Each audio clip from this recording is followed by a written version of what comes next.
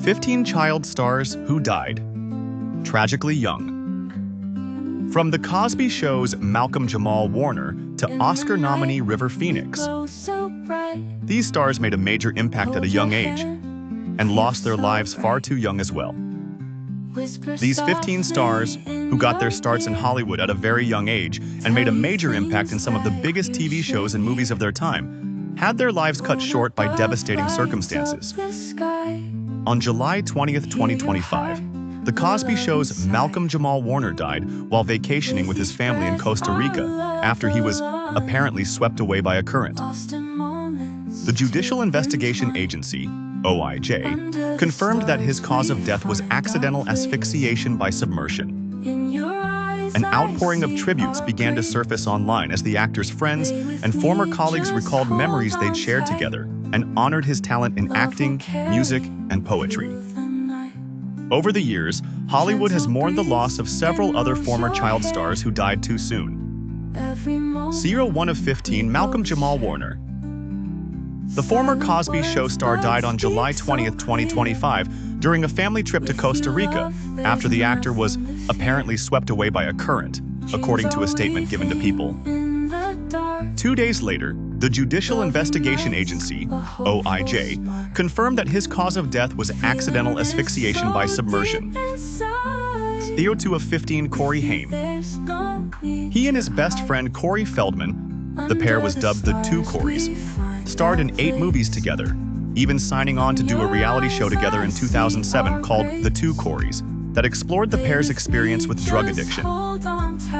Not long after their series ended in 2008, Haim died at 38 from pneumonia. 3 of 15, River Phoenix. The actor was just 23 when he died outside of the West Hollywood nightclub, the Viper Room, from a drug overdose in 1993. Phoenix had been at the club with his siblings, Joaquin Phoenix and Rain Phoenix, and his girlfriend Samantha Mathis. Joaquin and his partner Rooney Mara named their son River in tribute to Joaquin's late brother. 4 of 15, Brad Renfro. Renfro made his movie debut in 1994 in the film The Client with Tommy Lee Jones and Susan Sarandon. "I'm really lucky to love what I do and get paid for it," he told People when he was named one of People's top 30 under 30. "I'd do it for free if it's good."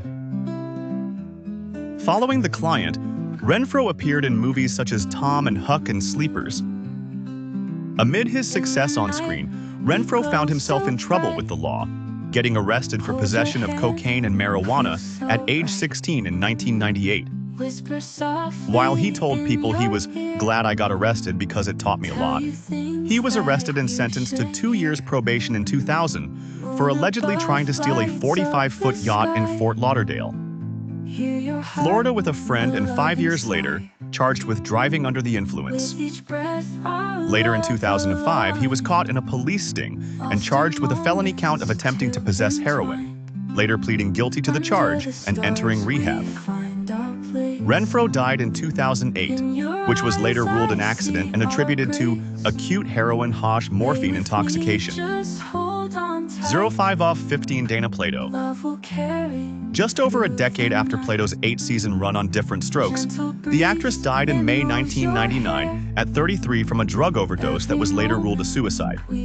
She died only a day after she told Howard Stern in an interview that she was clean. Plato had faced issues with drugs for years, and in 1991 was arrested for robbing a video store at gunpoint.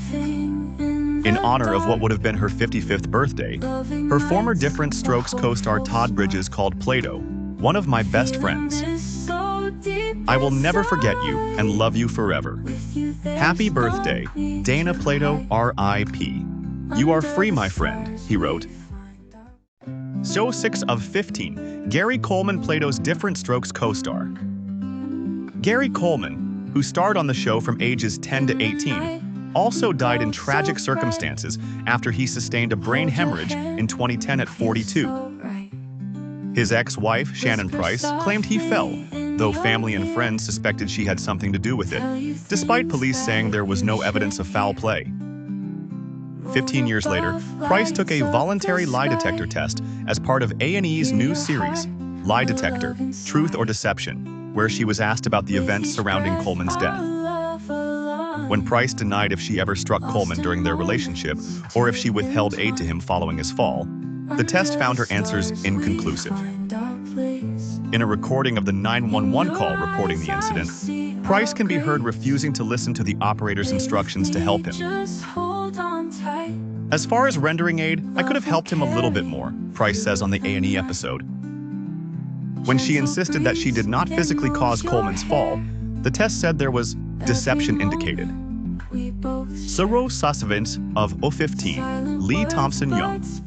More than a decade after playing the titular character on Disney Channel's The Famous Jet Jackson, Lee Thompson Young died at the age of 29 in 2013, NBC News reported. The Los Angeles County coroner later disclosed that he died of a self-inflicted gunshot wound and had been taking medication to treat depression, per the outlet. Following his time on the Disney Channel show, Young went on to land roles in Friday Night Lights and Rizzoli and Isles, his last on-screen credit before his death. Sawyer of 15, Cameron Boyce. Cameron Boyce had made his mark as a Disney Channel superstar before his life was cut short at 20.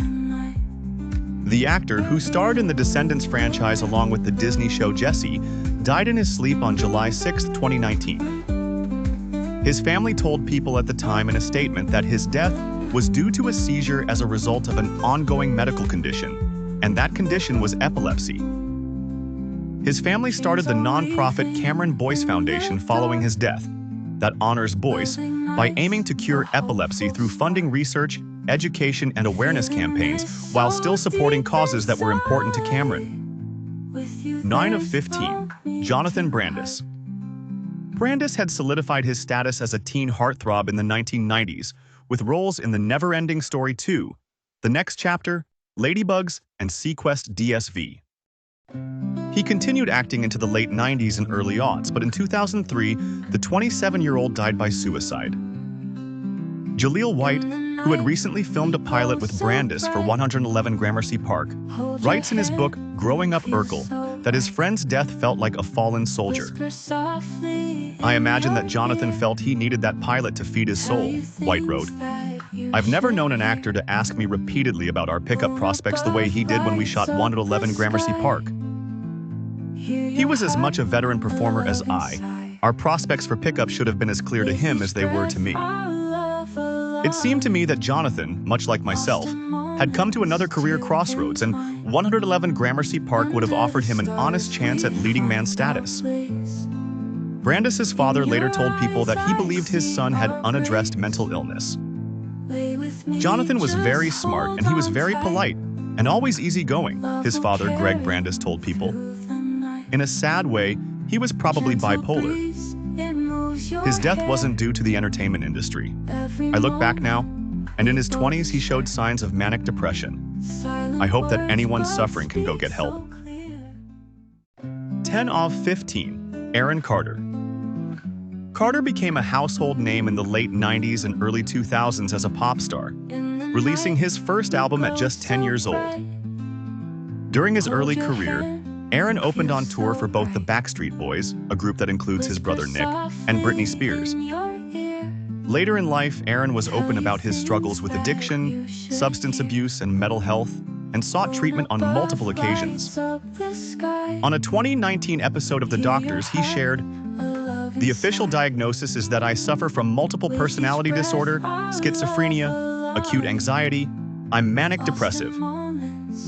Aaron became a dad in 2021, welcoming son Prince with Melanie Martin, and continued making music, releasing Love in 2018 and Blacklisted in 2022.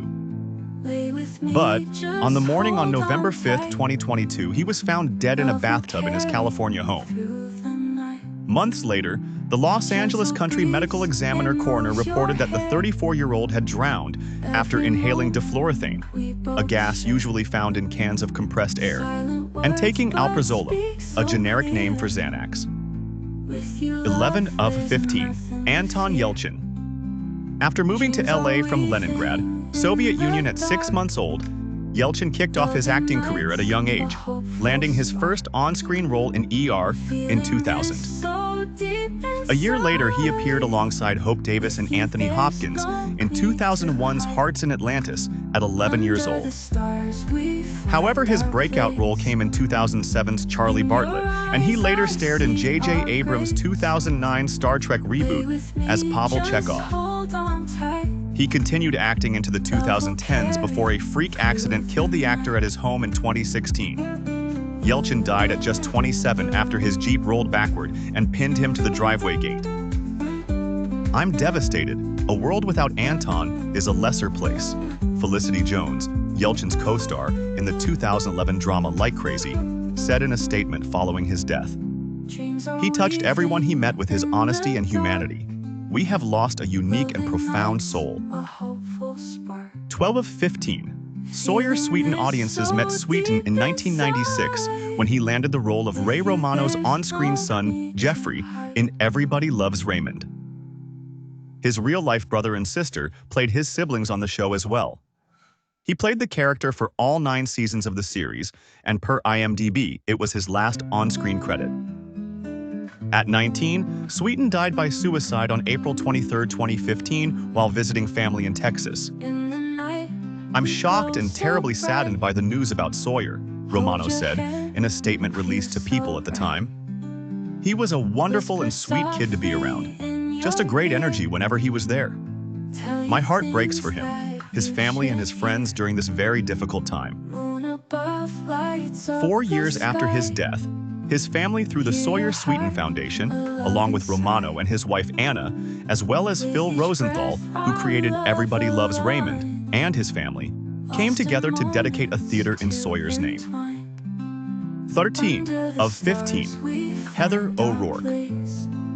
O'Rourke landed the role of Carol Ann Freeling in 1982's Poltergeist, before appearing in projects including Happy Days, the new Leave It to Beaver, and the horror film's 2 sequels. Though before Poltergeist III premiered in June 1988, O'Rourke died at a San Diego hospital in February 1988 due to intestinal stenosis. The LA Times reported at the time she was 12.